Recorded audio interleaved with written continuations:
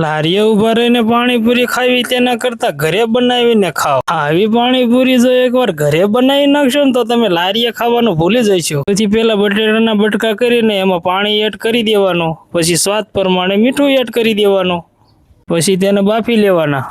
બટેટા બફાઈ જાય એટલે એક બાઉલમાં બહાર કાઢીને બધા જ બટેટાની સાલું ફોલી લેવાની। હવે બટેટા ફોલાઈ જાય એટલે એનો સૂંદો કરી લેવાનો।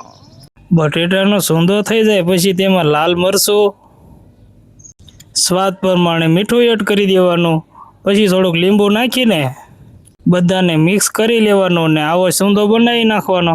તેનું પાણી તૈયાર કરવા માટે કોથમરી, પુદીનો, ખાસી કેરીના ટુકડા, 2 આદુના કટકા, લીલા મરચાં અને લીંબુનો રસ એડ કરી દેવાનો।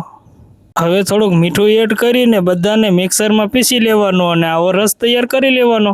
તૈયાર થઈ જાય એટલે ખાટું પાણી બનાવવા માટે સૌથી પહેલાં તપેલામાં પાણી એડ કરી દેવાનું, પછી તેમાં મિક્સરમાંથી પીસેલો રસ એડ કરી દેવાનો।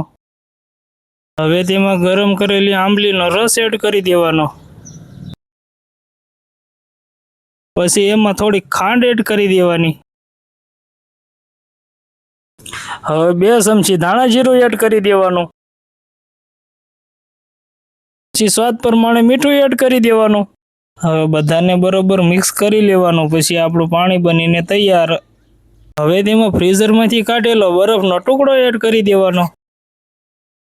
હવે બરોબર મિક્સ કરી લેવાનું, પછી એને એક સાઈડ ઢાંકીને મૂકી દેવાનું જેથી કરીને આપણું પાણી ઠંડુ થઈ જાય। હવે એક તવામાં તેલ ગરમ કરીને બધી પૂરી તળી લેવાની છે।